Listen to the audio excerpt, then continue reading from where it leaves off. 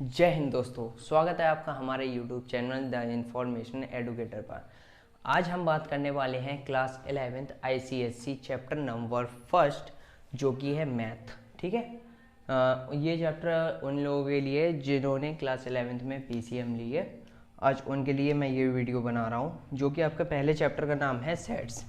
तो आज हम इसमें टॉपिक अपने कवर करेंगे the concept of sets, representation of sets, various type of sets. आज इन तीन टॉपिक के बारे में हम बात करेंगे। लेकिन सबसे इम्पोर्टेंट बात कि सेट नाम सुन के आपके लिए चैप्टर में क्या समझ में आता है। वैसे तो आपके लिए इतना मैं मान के चलता हूँ कि कुछ तो समझ में आ ही गया होगा कि सेट सेट का मतलब क्या होता है। कोई पर्टिकुलर चीज़ के लिए हम सेट कह देते हैं। अब मान लीजिए केवल एक ओवरव्यू दे रहा हूँ आपके लिए, ओवर एग्जांपल। ठीक है। अब ये किसी चीज़ों का कलेक्शन है, तो ये पूरा क्या हो गया, एक सेट हो गया। Set any well defined object, any well defined collection of object is called a set. Set की डेफिनेशन आपको बता दे रहे हैं, बताइए। Any well defined collection of object is called sets। किसी भी वेल डिफाइंड ऑब्जेक्ट को, ऑब्जेक्ट के कलेक्शन को हम लोग सेट कहते हैं। ठीक है। और जो ऑब्जेक्ट होते हैं सेट में, जो सेट में ऑब्जेक्ट्स होते हैं, उन ऑब्जेक्ट्स के लिए दूसरे भी दो नाम हैं। ऑब्जेक्ट्स के लिए हम क्वेश्चन में अगर आपके आ जाए तो इसलिए मैं बता दे रहा हूँ कि आप आगे जाके क्वेश्चन कर सॉल्व करते पर कंफ्यूज ना हो। ठीक है। तो इसका पहला नाम जो हम बुलाते हैं ऑब्जेक्ट के लिए एक और नाम से, वो है एलिमेंट, और दूसरा है मेंबर। हमारा जो ऑब्जेक्ट है वो दो और नाम से किन किन से बुलाता है, एक एलिमेंट और एक मेंबर। ये दो नाम से और हमारा एक ऑब्जेक्ट कॉल्ड करता है। अब आपके लिए कुछ एग्जांपल से समझाते हैं कि सेट होता क्या है। तो कुछ तो आपके लिए समझ में आया होगा कि सेट का मतलब क्या होता है। ठीक है। तो सबसे पहले बात करते हैं कंसेप्ट ऑफ सेट की, कि सेट का कंसेप्ट क्या है। तो सेट का भाई ये कंसेप्ट है कि आपके लिए सबसे पहले एग्जांपल देके बताते हैं। इसके एग्जांपल जैसे कि हो गए ऑल कलर्स ऑफ रेनबो। यह एक पर्टिकुलर सेट है। ठीक है। ये पता है रेनबो में 7 कलर होते हैं, BIBGYOR। रेनबो में हमारे 7 कलर्स होते हैं। ये एक पर्टिकुलर सेट हो गया। ठीक है। ये पहला एग्जांपल। और एग्जांपल फर्स्ट और second, all states of India. ये हमारा एक पर्टिकुलर सेट हो गया। जैसे कि तीसरा example, all reverse of India. ये भी एक हमारा पर्टिकुलर सेट है। अब उम्मीद करता हूँ कि आपके लिए सेट के बारे में कुछ तो समझ में आया होगा। इतने एग्जांपल मैंने दे दिए, कुछ तो आपको समझ में आया होगा कि any well defined collection of objects is called set. ठीक है। ये आपका कंसेप्ट ऑफ सेट है, कंसेप्ट ऑफ सेट्स। ठीक है। अब एक मैथ की बात कर रहे हैं तो मैथ में ही एक और एग्जांपल ले लेते हैं। जैसे कि ऑल प्राइम फैक्टर्स ऑफ 330, जो कि होते हैं 2, 3, 5, 11। ये आपके 330 के प्राइम फैक्टर्स होते हैं। प्राइम फैक्टर्स पता होगी कि क्या होंगे prime factors. All factors of 330 नहीं, केवल प्राइम फैक्टर्स ऑफ 330। ये एक पर्टिकुलर हो गया आपका सेट। ये आपका एक पर्टिकुलर हो गया आपका सेट, ठीक है। ऑल प्राइम फैक्टर्स ऑफ 330 वो की हैं आप, जो कि हैं आपके 2, 3, 5, 11, 4 हैं आपके, ठीक है। तो इतना हो गया आपका कंसेप्ट ऑफ सेट, ठीक है, कि हम लोग सेट किसके लिए कहते हैं। अब एक बात और समझ लीजिए, कई बच्चे कंफ्यूज हो जाते हैं, जो आगे की एग्जांपल दूंगा उनमें कंफ्यूजन होगी, लेकिन उनके लिए समझना है कि इन चीज़ों के लिए सेट नहीं कहते हैं, ठीक है। ये हो गए आपके सेट के एग्जांपल। अब वो बताता हूँ जो नहीं होते हैं लेकिन उनमें कन्फ्यूजन होती है बच्चों के लिए। अगर वो बता दूंगा तो आपको पूरा समझ में आ जाएगा कि कंसेप्ट ऑफ सेट क्या है। अब जैसे कि आपका एग्जांपल हो गया, एक ऐसे ही जनरली हम लोग बात करते हैं और एग्जांपल के तो तौर पर समझते हैं, ठीक है, कि मान लो आपका दोस्त है एक रोहन, जिसने 11th क्लास में बायो ली है, ठीक है। रोहन ने 11th क्लास में बायो ली है। और एक है आपका दोस्त सोहन, उसने अपने 11th क्लास में PCM ली है, मतलब फिजिक्स केमिस्ट्री मैथ। अब भाई रोहन कहता है कि मैथ सब्जेक्ट बिल्कुल ही बेकार है, या मैथ की कोई पर्टिकुलर बुक के लिए जो रोहन है वो कहता है कि खराब है। अब ये भाई सेट नहीं हुआ, या इस तरीके से मान लो रोहन ने कह दिया कि ये मैथ की 5 बुक है, मैथ की 5 बुक हैं जो कि अच्छी नहीं है, तो ये एक पर्टिकुलर सेट नहीं हुआ। क्यों नहीं हुआ? इसका मतलब यह है कि पर्टिकुलर वो सेट उसके लिए कहते हैं जो वर्ल्ड वाइड में सेट के लिए कहते हैं जो कि एक्सेप्टेड हो, किसमें? वर्ल्ड वाइड में, पूरी दुनिया में एक्सेप्टेड हो। अब भाई कोई रोहन की बात ये मान तो नहीं ली जाएगी वर्ल्ड वाइड में, क्योंकि बहुत बहुत बच्चे ऐसे होते हैं जो मैथ से प्यार करते हैं, और आप भी करते होंगे तभी यह वीडियो देख रहे हैं क्लास 11th की। तो रोहन ने कहा ये भाई 5 बुक मैथ की बिल्कुल ख़राब है, ठीक है। तो सोहन ने कहा भाई ऐसा गलत है, तो मैं अगर इसमें सेट में लेके चलूँ तो ये बात तुम्हारी बिल्कुल गलत है, क्योंकि सेट में वो बात होती है जो वर्ल्ड वाइड एक्सेप्टेड हो, ठीक है। तो ये रोहन की बात सेट में नहीं ली जाएगी, बिल्कुल भी नहीं ली जाएगी सेट में। और जैसे कि आपके लिए एक और एग्जांपल दे देते हैं। अब कोई कह देता है all big cities of India, ये भी एक पर्टिकुलर सेट नहीं हुआ, ये बात ध्यान रखना। अब कोई कह देता है एक और, जैसे कि ऑल लवली फ्लावर्स, ये भी कोई एक पर्टिकुलर सेट नहीं हुआ। ये आपके कुछ एग्जाम्पल हैं जो कि सेट नहीं होते हैं, ठीक है। इतनी बात आपको याद रखनी है। केवल ये हो गया आपका concept of set. I hope कि इतना तो आपको समझ में आ गया होगा कि सेट क्या होता है और क्या नहीं होता है, क्या चीज़ सेट में आती है और क्या चीज़ नहीं आती है, ठीक है। इतना तो इजी है, ठीक है। क्लास 11th में आके ये तो बहुत बेसिक हो गया। अब हम बात करते हैं अपने सेकंड टॉपिक की, जो कि हमारा रिप्रेजेंटेशन ऑफ अ सेट, ठीक है। Second topic representation of a set. Writing manage करके चलना, थोड़ी तेज लिखना है। अब आपके representation of set are further divided into 2 parts. First one is roster and second divided is set builder. Set builder form, roster form, ठीक है। अब आपके जो रिप्रेजेंटेशन ऑफ सेट आपके हैं वो 2 पार्ट्स में डिवाइडेड है। पहला रोस्टेड फॉर्म, दूसरा सेट बिल्डर फॉर्म।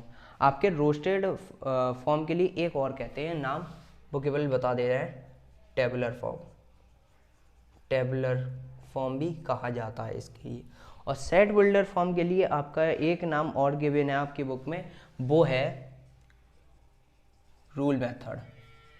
ये मैंने नाम इसलिए बताया, अगर बाई चांस आपके एग्ज़ाम में ये अगर क्वेश्चन आते हैं कि इसे इसमें कन्वर्ट करो, सेट बिल्डर फॉर्म को रोस्टर में कन्वर्ट करो, तो इस तरीके से भी कह सकते हैं सेट बिल्डर फॉर्म को टेबलर में कन्वर्ट कर दो। और आपने टेबलर नाम ही नहीं सुना होगा तो आप किस में कन्वर्ट करोगे, तो आप कन्फ्यूज हो जाओगे। इसलिए मैंने इसके दोनों नाम बता दिए और इसके भी ये दोनों नाम है।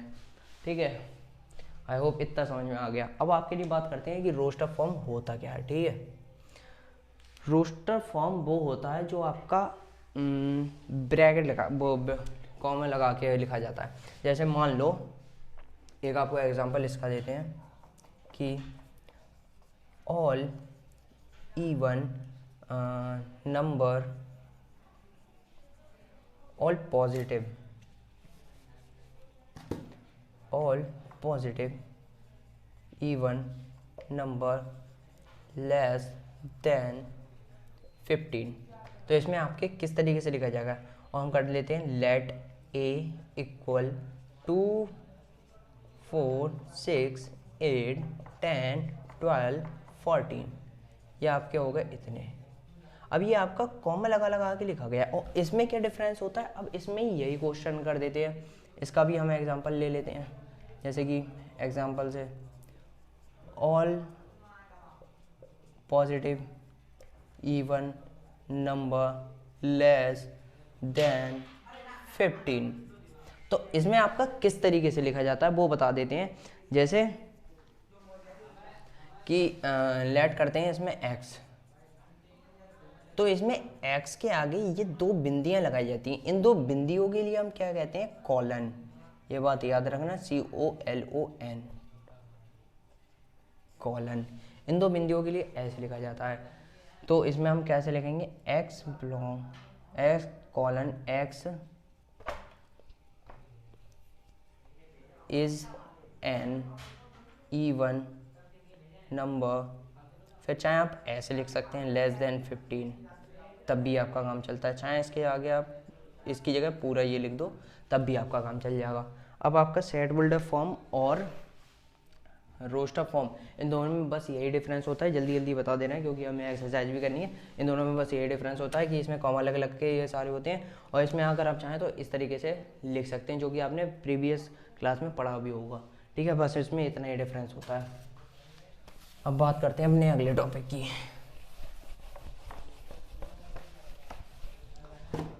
अब आपका अगले टॉपिक दिया है इसमें kind of sets. kind of sets, your kind of sets are further divided into 4 types।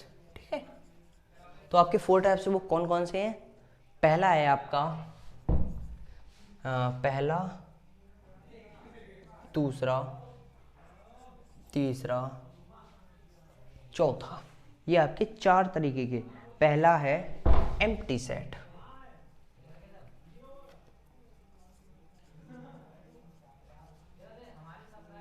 Empty set. दूसरा है सिंगलेटन सेट।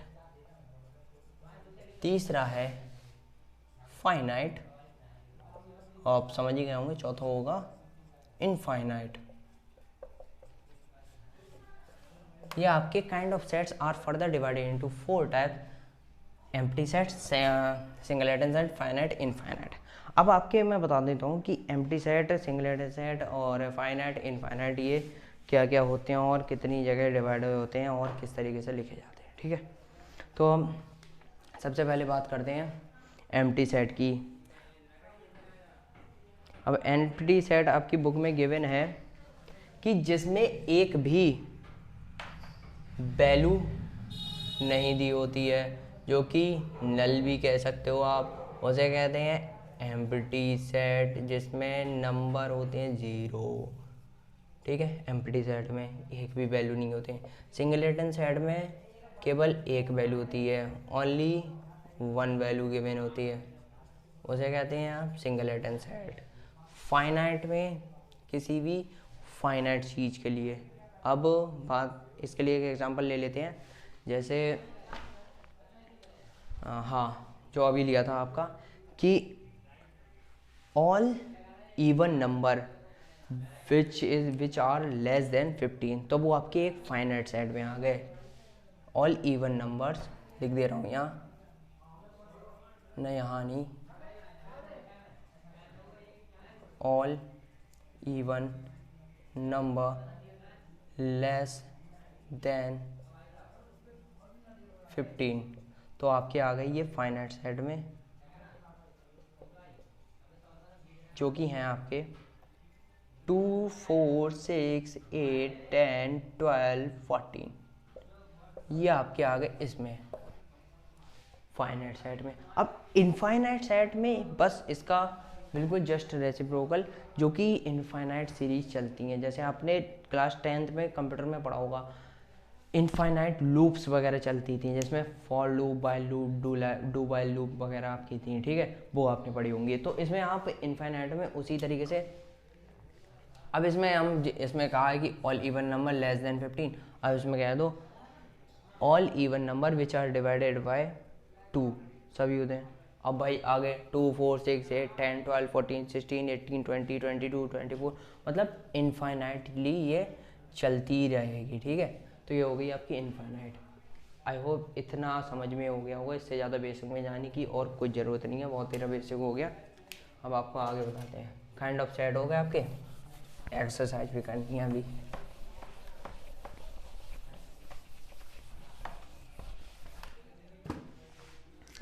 अब आपके ये काइंड ऑफ सेट्स कंप्लीट हो गए हैं। अब आते हैं आपके अगले टॉपिक पर, जो है कार्डिनल नंबर, ठीक है। ये बहुत ही सिंपल होता है, बस एक बार समझ लो, पूरा समझ में आ जाएगा। अभी हमने जो टेबल लिखी थी उसी तरीके की एक टेबल लिख लेते हैं। अब जैसे ए है, अब इसमें लिख देते हैं, इसमें दूसरी चीज़ लिख देते हैं, हम एक ही चीज़ से बोर हो गए होगे कि इवन नंबर से। अब इसमें ले लेते हैं अब इसमें बॉबल्स ले लेते हैं, ऑल इंग्लिश बॉबल्स। अब ये कार्डिनल नंबर में आपके किस तरीके से होता है, अब ए इक्वल लेट कर लेते हैं, लेट ए इक्वल AEIOU, ये होते हैं आपके बॉबल, यू है, ठीक है। अब ये ए क्या हो गया, अब नंबर ये हो जाएगा NA इक्वल्स टू 1 2 3 4 5, तो ये हो गया आपके 5।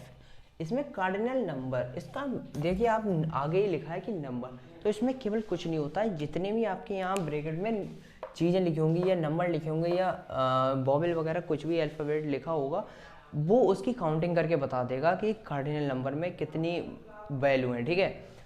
अब यहाँ लिख देते हैं ऑल फैक्टर्स ऑफ 300, अब उसके जितने भी होंगे, ठीक है, लेट ए इक्वल ये, ठीक है। अब एन करके ए जितने भी होंगे 1 2 3 4 5 सपोज कर लेते हैं, तो ये आपका ये भी 5 आ जाएगा, या कितने भी, तो ये आपके बस नंबर बताएगा कि इसमें कितने ब्रैकेट में आपके नंबर लिखे हुए हैं, ठीक है। यहाँ 5 है तो यहाँ भी 5, कार्डिनल नंबर में बस नंबर बताता है। अब बस आपका लास्ट टॉपिक, फिर एक्सरसाइज करते हैं जल्दी जल्दी सॉल्व। आपका लास्ट टॉपिक इस तरीके से है, इजी है, मैं बता देता हूँ आपको, जो आपके दिया है, some standard sets of numbers.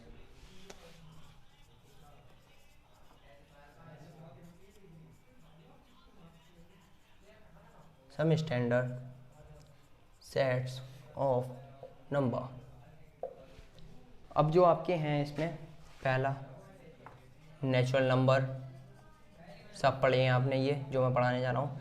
दूसरा होल नंबर, तीसरा इंटीजर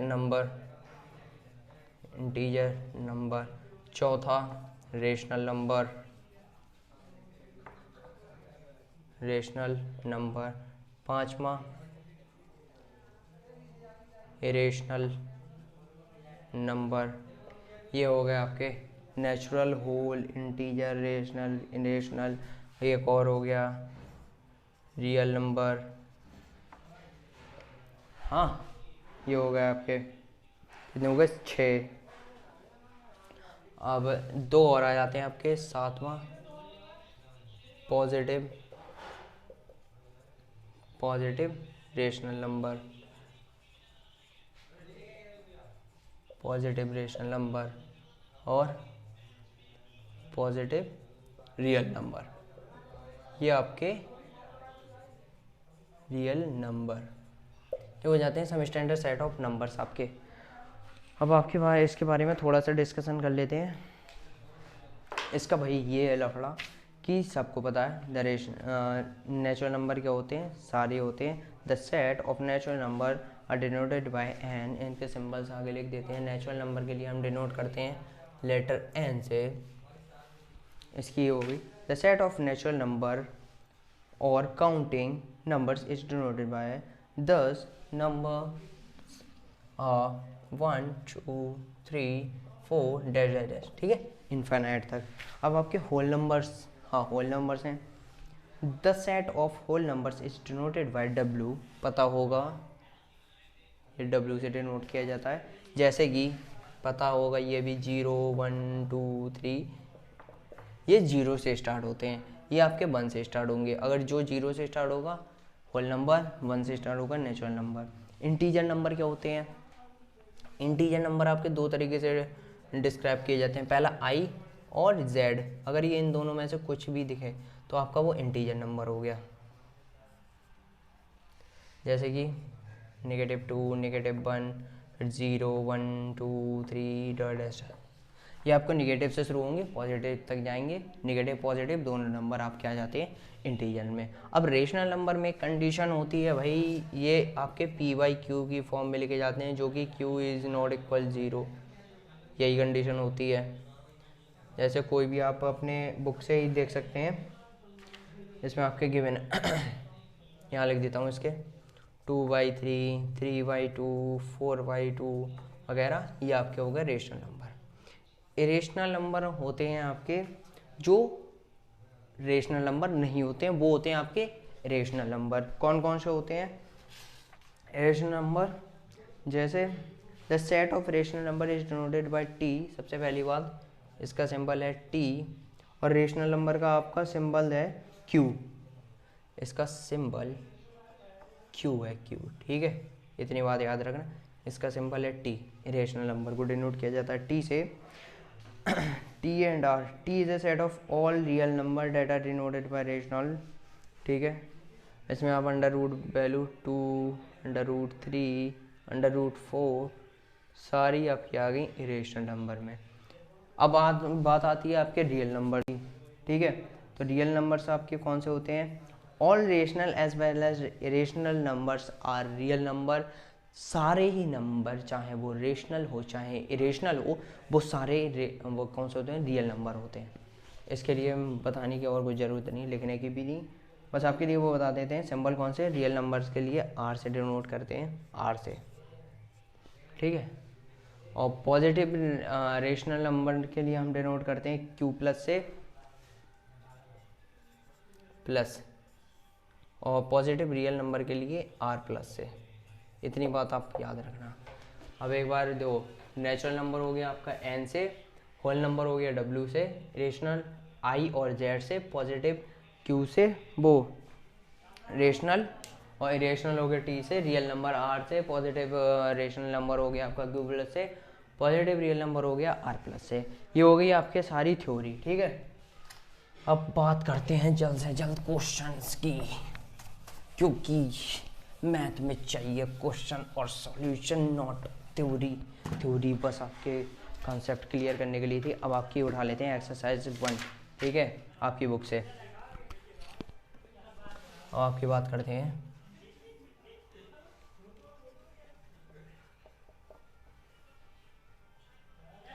मैं बता देता हूँ आपके लिए। अब इसमें भाई पूछ रहे हैं, क्वेश्चन पूछ रहे हैं, लिखने की कोई ज़रूरत नहीं मेरे लिए। अब इसमें कह रहे हैं वेरी शॉर्ट आपके क्वेश्चन है, ऑब्जेक्टिव टाइप के, 1 नंबर्स के। State which of the given collection of object is a set. ये पूछ रहे हैं जो अभी हमने आपके लिए पढ़ाया था कि ये कुछ बताएंगे उनमें से कौन कौन से, मतलब कौन कौन से सेट हैं कि सेट नहीं है, वो आपके लिए बताना है, ट्रू और फॉल्स पे जवाब देंगे। तो सेट तो पता ही होगा, all well defined of object, all well defined collection of object is called set. तो अब इसमें पहला आपका दिया है a collection of popular cinemas actor in India. अब आप ये बताइए ये हुआ ट्रू या फॉल्स, बताओ।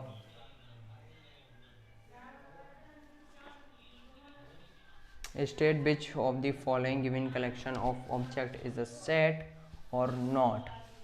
ये नहीं हुआ, ठीक है। अब आपका दूसरा क्वेश्चन है the collection of even natural number less then 51 है, क्योंकि इवन नेचुरल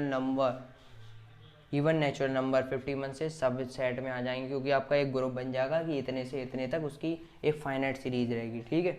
अब आपका आ गया the collection of counting number less than 1। The collection of counting number less than 1 आपका हुआ नहीं हुआ, नहीं हुआ।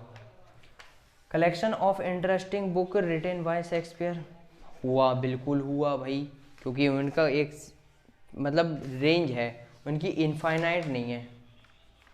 अब आपकी आगे the collection of novel written by Munshi Premchand. ये the collection of novel written by Munshi Premchand, ये हुआ नहीं हुआ, ये आपका नहीं हुआ, ठीक है। अब बात करते हैं अपने 6 the collection of 10 most talented student of your school हो जाएगा, क्योंकि भाई कलेक्शन है, हमें पता है हमारे स्कूल में कौन टैलेंटेड 10 है, तो एक सेट में आ जाएंगे, हुआ, ठीक है। Collection of all rivers flowing in India नहीं होगा। Collection of 5 river flowing in India होगा। Collection of all rational number which lies between -1 और 1। Collection of all rational number which lies between 1 and 1, जो कि आपका नहीं हुआ। A team of 11 best cricket of the world हुआ या नहीं हुआ, ये भी आपका हुआ, ठीक है। अ team of 11 best crickets of the world, cricketers ना, क्रिकेट्स नहीं, cricketers. A collection of most dangerous animal of the world, ये आपका हुआ, ठीक है।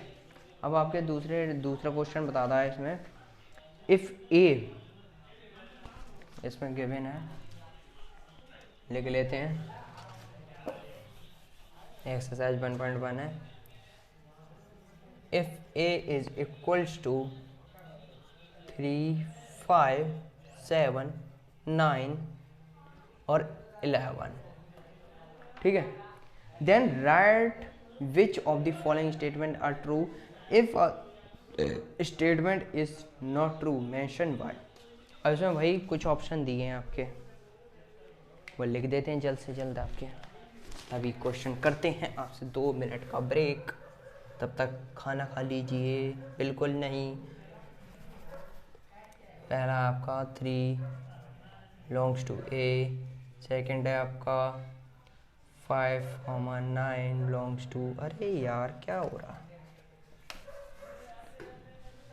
दूसरा है आपका 5,9 बिलोंग्स टू ए, तीसरा है आपका 8 नॉट बिलोंग्स टू ए, चौथा है आपका जो कि गिवन है 9 नॉट बिलोंग्स टू ए, पांचवा है आपके पास क्वेश्चन 3 जो कि इस तरीके से दिया हुआ है बिलोंग्स टू ए। अब 6 जो आपका है 5,7 बिलोंग्स टू ए। अब आपके लिए बताना है कि ये एक सेट है कि नहीं है, जल्द से जल्द हमें उत्तर प्रमाण कीजिए, ठीक है। कहाँ गया, तो इसमें आप बताइए, ढूंढ लूँगा बाद में। If A 3, 5, 7, 9, 11, then write which of the following statement are true. If a statement is not true, mention why. अब आपका पहला है 3 belongs to A, ये आपका ट्रू हुआ या नहीं हुआ, बताइए बताइए जल्दी। हुआ, क्योंकि 3 belongs to A, A में 3 प्रेजेंट है। अब दूसरा आपका आता है 5,9 बिलोंग्स टू ए, हुआ नहीं हुआ? अरे बताओ भाई, हुआ या नहीं हुआ?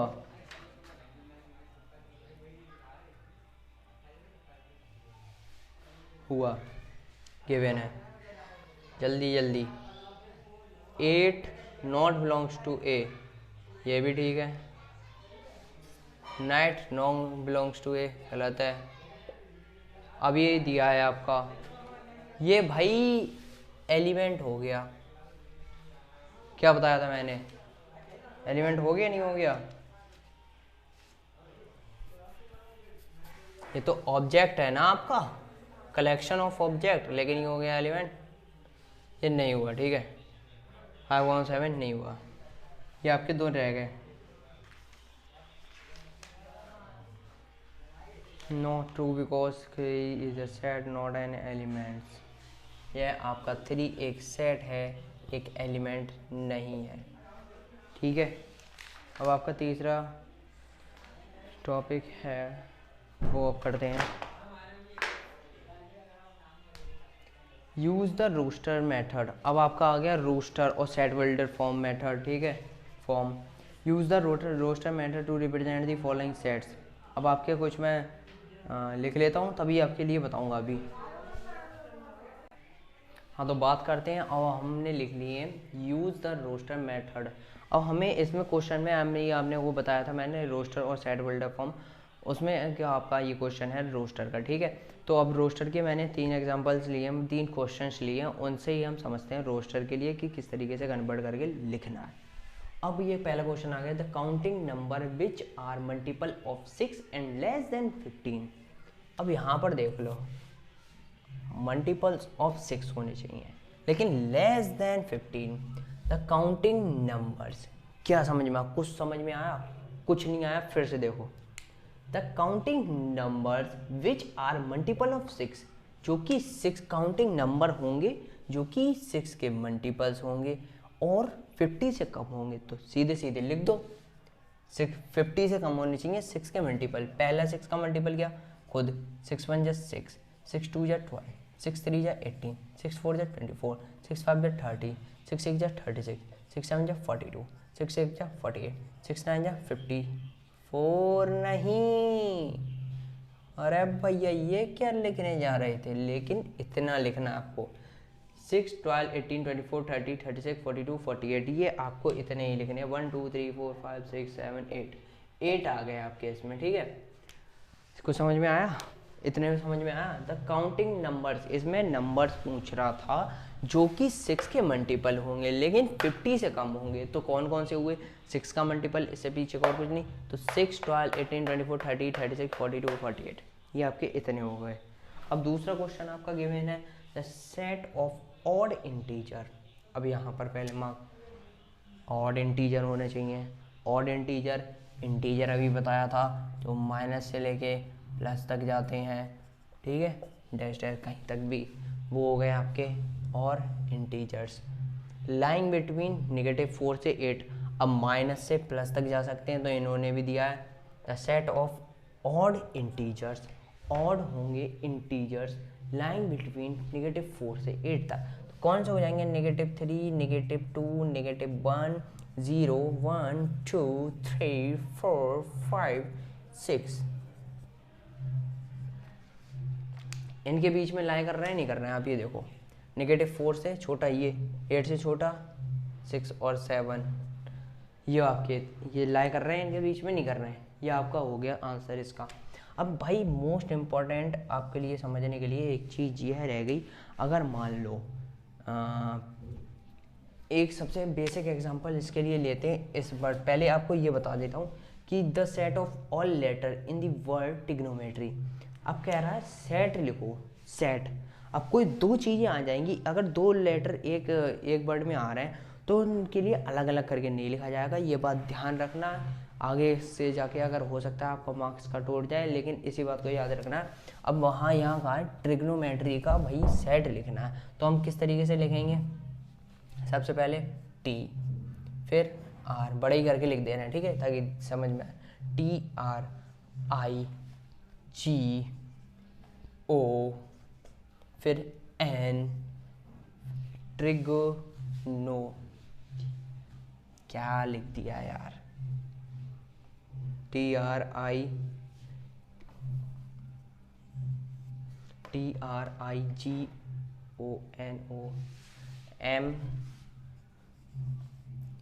ME, फिर दोबारा टी नहीं लिखनी है ये वाली, क्योंकि ये टी हम एक बार पहले ही लिख चुके हैं।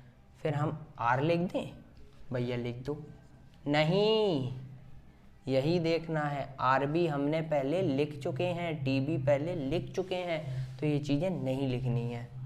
फिर आगे आ जाएगा आपका वाई। तो ये आपका हो गया ट्रिग्नोमेट्री का, ठीक है। तो इसमें ट्रिग्नोमेट्री में आपको याद रखना है कि हमें वो दोबारा नहीं लिखना है।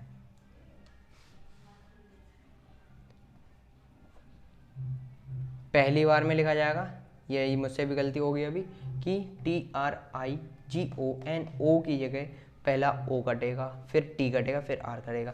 एक और एग्जांपल इसके लिए मैं लेता हूँ, एंड वन ऑफ मोर, एक और ले लेते हैं इसके लिए, PAPAYA। तो इसका हमें जब कहे कि set of all letter in the word papaya, papaya का बहुत अच्छा एग्जांपल है इसके लिए। अब इसके लिए हम क्या लिखेंगे, पहला P, दूसरा A, तीसरा P नहीं लिखेंगे, कट गया, ये भी नहीं लिखेंगे, फिर आ गया Y, और ये A भी हमने पहले लिख लिया है। तो इसका पपाया का केवल ये रह गया पे, फोन पे, ठीक है, फोन पे नहीं, केवल पे। अब आपका समझ में आ गया होगा कि अगर इस तरीके का है तो इसमें डबल जो चीज़ है, मतलब अगर ये OTR आ गया तो वो नहीं लिखना है, ऐसे PAPAYA में केवल PA लिखना है। ये हो गया आपका क्वेश्चन जो है use the roster method. Roster method में हमें इस तरीके से करना है। अब आपका अगला क्वेश्चन लेते हैं।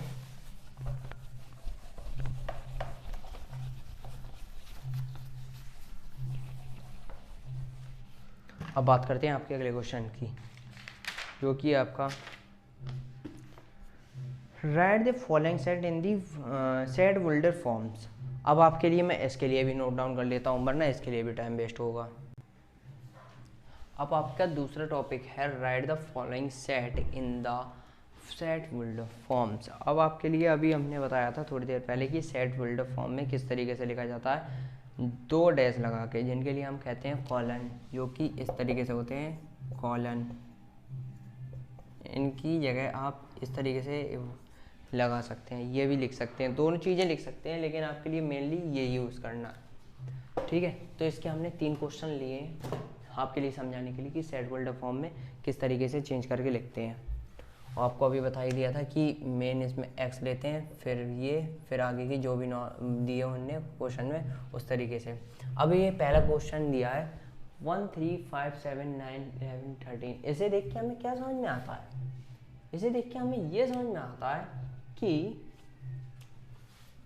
जो गिवन इंफॉर्मेशन की जगह द्वारा x is N odd number less than 14। क्या यही नहीं लगता है आपके लिए इसे देख के?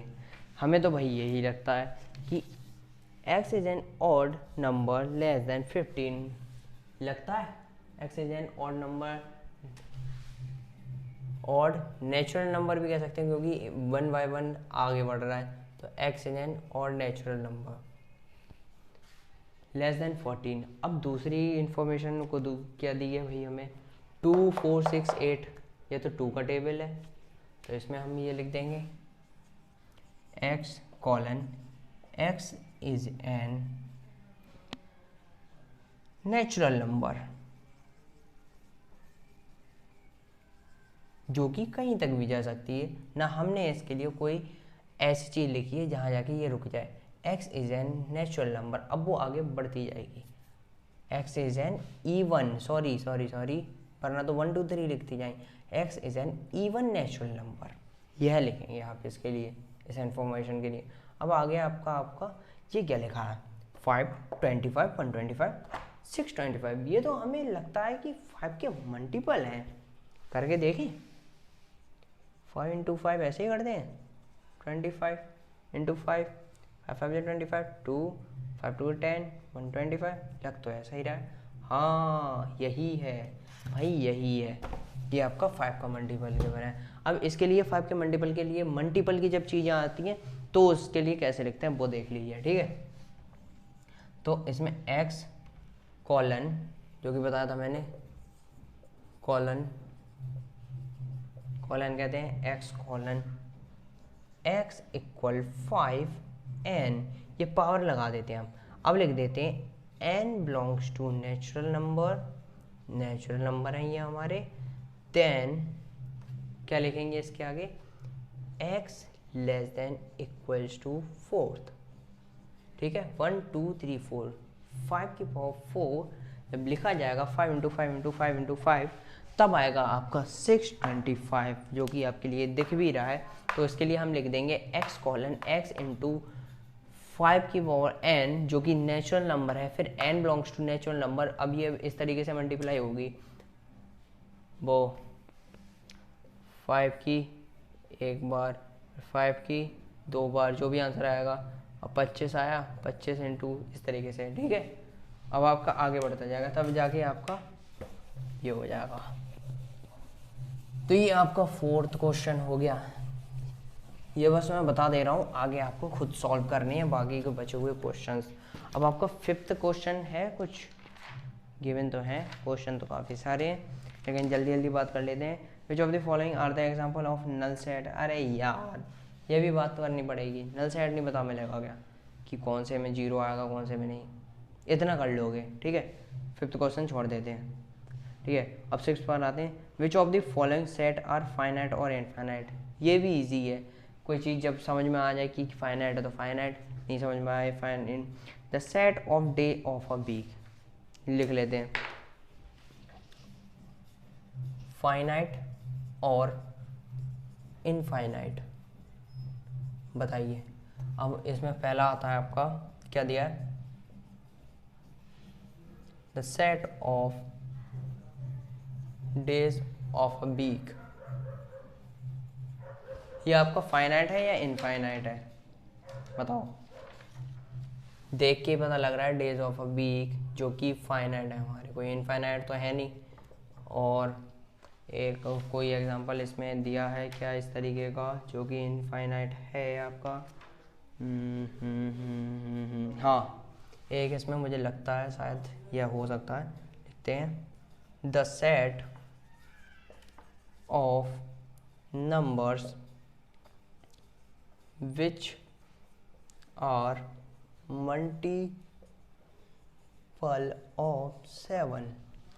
अरे भाई ये क्या है, ये तो बहुत बड़ी बात हो गई, क्योंकि ये तो हमें पता ही नहीं था। ओ बाबा ये तो बहुत ही कठिन है। The set of number which are multiply of 7, ये हो गई भाई इनफाइनाइट, क्योंकि बहुत नंबर होते हैं, नंबर की कोई लिमिट नहीं है भाई, बहुत होते हैं, ठीक है, मल्टीपल्स ऑफ 7। अब आपका अगला क्वेश्चन है find the guardian number of the following sets. ये भी इजी है। अब आपके वैसे मोस्टली सारे क्वेश्चन हो ही गए हैं, वैसे तो कोई बचा नहीं हार्ड। एक आपका क्वेश्चन दिया है वो वाला एक कर लेते हैं, ये थोड़ा है, वरना आपका ख़त्म सब कुछ। और बचे हुए क्वेश्चन आप खुद कर सकते हैं घर पर, ठीक है। मैं बता देता हूँ। इसमें क्वेश्चन में आपका है classify the following set into finite set and infinite set, ठीक है, क्लासीफाई करनी है।